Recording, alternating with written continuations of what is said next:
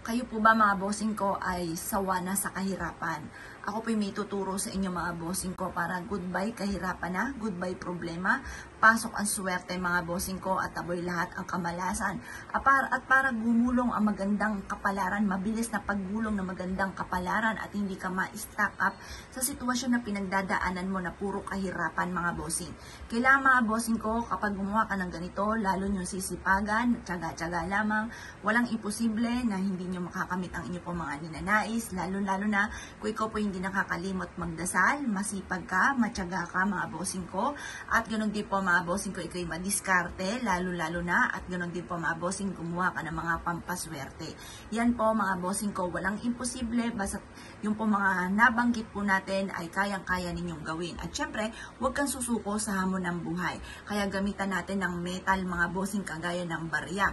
Yan po mga bossing ko ay patatatagin ang inyo pong kalooban, hindi ka kagad susuko sa hamon ng buhay, at ganoon din po ang inyo po resistensya, ang inyong kalusugan, maganda na merong kang barya. Ngayon po mga bossing, kung kailan nyo to mapapanood at parang naisip nyo ay teka, wala pa pala akong ganon, gawin nyo na po ito mga bossing. Kumuha ka ng maraming barya kagaya po nito mga bossing ko, o higit pa dito mga bossing. Ako mga bossing, mahilig ako mag-ipon ng mga barya. Kapag marami ng barya sa bag ko, diretso doon sa lagayan po namin na parang aquarium mga bossing ko ang aming barya. At talaga namang napakaswerte mga bossing, mabisaya na panghatak na swerte. Ngayon po mga bossing ko, maglagay ka ng mga barya sa bawat sulok ng inyong tahanan. Ako mga bossing ko, ultimo sa kwarto, lahat na ng sulok mga bossing ko, inilagyan ko na ng barya. At prove naman talaga na napakaswerte.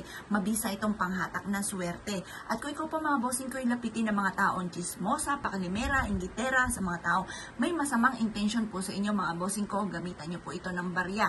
Yan po mga bossing ko, lalo na ang silver. Takot po dyan mga bossing ko ang mga mangkukulam, yung mga gumagamit ng mga palipadhangin or sumpa mga bossing ko. May mga tao na kumbaga sila po parang sa kanila ay wala lang yung mga salita ng mga pangit. Halimbawa may ginawa ka na hindi niya nagustuhan, magsasalta ka agad, nasusumpain ka, or kaya po mananalangin na masama sa inyo. Once na meron kang mga ganito ay hindi kagad po yan tatalab, or hindi po yan tatalab, at kung sino man yung tao na nananalangin sa inyo ng masama or sa inyo pong pamilya ay tatalbog ka agad doon sa tao na nanalangin ng masama mga bossing. Kaya kailangan meron kang ganito para sa buong pamilya at para proteksyon na rin, para hindi ka malasin at para layuan ka ng mga negatibong enerhiya. Proven po ito mga bossing. Kaya kung ikaw'y naniniwala at naisip po itong gawin, huwag ka na po magpatumpik-tumpik pa. Ito ay makakatulong para mabilis gumulong ang magandang kapalaran, malayo ka sa anumang kapahamakan mga bossing. Pero masasabi ko lamang mga bossing ko, mas mainam kada matatapos ang taon, huhugasan nyo ang barya. Baka po hindi nyo na siya ginagalaw doon, maalikabok na po siya. Importante lagi ay malinis mga bossing. Hugasan nyo po siya para panibago muli na taon mga bossing ko. Or kuya, pag napansin po ninyo na parang madumi na yung mga barya, hugasan nyo po ito mga bossing ko at ilagay muli sa bawat sulok ng inyong tahanan. Mas mainam na nakakalat yung wealth po natin. Kasi yan po mga bossing ko ay magtatawag ng maraming swerte, lalo na mga bossing ko sa pera.